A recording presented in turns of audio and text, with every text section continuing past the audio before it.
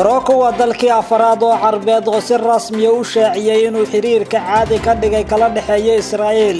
Warqad iminka uu qoray boqorka waddankaasi Morocco Boqor Maxamed loona diray ra'iisul wasaaraha cusub ee waddankaasi Israa'iil ayaa lagu yiri mudane ra'iisul wasaaraha guddoon warqad xushmadeeda wadata oo kaaga timid boqorka waddanka Morocco.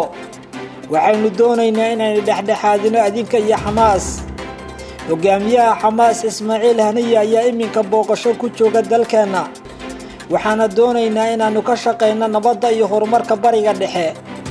sidaasi waxaa laga soo xigtay xafiiska ra'iisul wasaaraha dalka Israa'iil oo ay warqadani gaartay.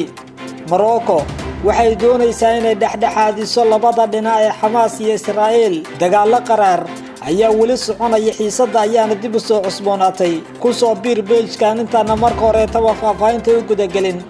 like saar oo follow garayso sina share garee mar walba ay ku soo gaaraan xogaheena iyo wararkeena. hogaamiyaha cusub ee Israa'iil ayaa helay salaan diiran oo kaga timid dal Carbeed. dadka qaarkood waxay la noqotay cajiib iyo lama filaan in la helo warqad ka socota dal Carbeed oo hambalyo iyo salaan dhiirigelin ah kuna socota Israa'iil. dadka qaarkood waa mid ay wali isweydiinayaan warqadan waxaa diray boqorka waddanka Morocco xilli uu madaxa siyaasadda ee ururka Xamaas Ismaaciil Haniya uu booqanayo waddanka Morocco si looga wada hadlo qadiyadda reer Falastiin. fariintan hambalyada oo uu diray boqor Maxamedka dalka Morocco waxaa hambalyo kal iyo laaba loogu dilay Naftali Bennett, hogaamiyaha cusub ee Israa'iil, kaas oo xukunka la wareegay muddo 12 sano ah kadib oo uu dalkaasi hogaaminayay ra'iisul wasaare Benjamin Netanyahu. toddobaadkan ayaa la soo afjaray xukunkii dheeraa ee Benjamin Netanyahu.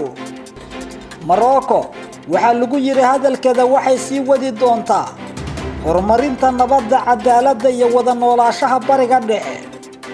taasi waxay xaqiijin doontaa ammaanka, xasiloonida, walaaltinimada iyo dhammaan shucuubta ku wada nool bariga dhexe ayaa lagu yiri warqadda xaashida ee ka soo baxda boqorka waddankaasi Morocco. salaan diiran, rajo wanaagsan iyo guul wacan ayaa lagu yiri warqadda oo laga soo xigtay xafiiska ra'iisul wasaaraha waddankaasi Israa'iil. boqorku waxa uu sheegay in ay muhiim tahay xiriirka u dhaxeeya wadamada Israa'iil iyo Morocco. Morocco waxay leedahay jaaliyadda ugu badan ee Yahuudda ee waqooyiga Afrika, waxa ayna intooda badani degan yihiin gudaha waddankaasi iyagoo ka soo jeeda dalka Morocco. Morocco waxay noqotay dalkii afraad oo Carbeed oo sanadkii horeeta iyadoo ay wehelinayaan isku tagga Imaaraadka Carabta, Suudaan iyo Bahrayn si caadi ah ka dhigay xiriirka ay la leeyihiin Israa'iil. waxaa arrintani garwadeen ka ahayd dowladda Mareykanka oo xilligaas uu hogaaminayay Donald J. Trump. arrintani waxay sare u qaaday rajada iyo soo noolaanshaha Israa'iil. waxay ogaatay inay jiraan dalal Carbeed oo weli ku dhiiranaya inay u sii dulqaataan gumaysiga iyo dhibaatada lagu hayo shacabka reer Falastiin. Falastiiniyiintu waxay cambaareeyeen heshiisyada waxayna ku tilmaameen khiyaano.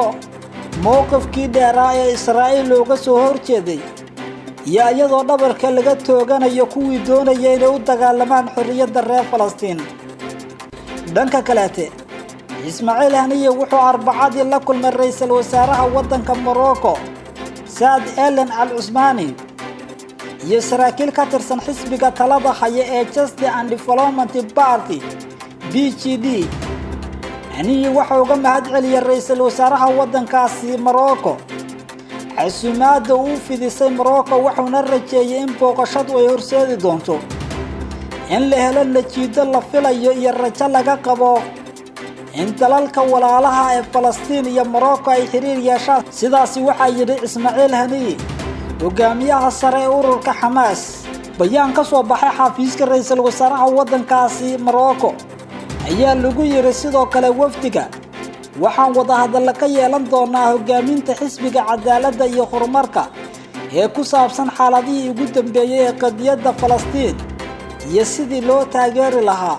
Ismaaciil Haniya waa safarkiisii ugu horeeyay ee uu si rasmi ah ugu booqdo waddankaasi Morocco kadib dagaalkii 11 maalmood qaatay ee Israa'iil ay ku weerartay marinka Gaza kaas oo bilowday 10kii bishii May waxaa la aaminsan yahay in dawladda Morocco ay si weyn u doonayso inay qaadato kaalin dhexdhexaadnimo oo dhinacyada iskugu soo dhaweynayso waxa kale oo jira inay danaynayso inay meesha ka saarto saameynta dawladda Masar ay ku leedahay dhexdhexaadinta Falastiiniyiinta iyo sidoo kale Israa'iil waxay doonaysaa inay sare u qaado qaar ka mid ah dalalka cadbeed oo ku dareynaya inay xiriir la sameystaan dalalkaasi waxa ugu horeeya Morocco waxa sidoo kale ku jira dalka isku tagga Imaaraadka Carabta Bahrain waxaana sidoo kale jira dalal kale oo rajaynaya inay cilaaqaad la sameystaan dhinaca Israa'iil Morocco waxay iminka ku laraysaa laxankeeda la shaqaynta Israa'iil inay doonayso in bariga dhexe si nabadgelyo iyo xasilooni ah ay dadkiisu wada shaqeeyaan cadaaladna ay ka hirgasho balse arrintaas dad badan oo aragti ka dhiibtay waxay si weyn u dhaliileen qaabka dawladda Morocco ay doonayso inay ku dhex gasho arrinta Israa'iil iyo Falastiin qaarkood dadkana waxay aragtidooda ku soo koobeen inay Morocco doonayso inay xiriirka ay la yeelanayso Israa'iil ay boorka ku qariso iyadoo kun saan tiranaysa inay doonayso heshiis waara iyo dhexdhexaadin rasmi ah oo ay dhinacyada dhex dhigto lama oga ujeedka ugu weyn ee Morocco ay ka leedahay in ay dhinacyada si rasmi ah ula shaqeyso Israa'iil ay la yeelato xiriir toos ah balse waxaa la aaminsan yahay inay danaynayso arrimaheeda gaarka sida taageerada dhinaca amniga iyo dhaqaalaha mar walba saacad walba iyo daqiiqad walba halka nala joog ku soo biir oo ka mid noqon saaxiibada page-ka ku xiran Lexar falowda siina share garay wararkeena mar walba ay ku soo gaaraan waad ku mahadsan tahay la socodka daawashada iyo ka falcelinta wararkeena iyo sidoo kale xogaheena halkan aynu ku soo bandhignaa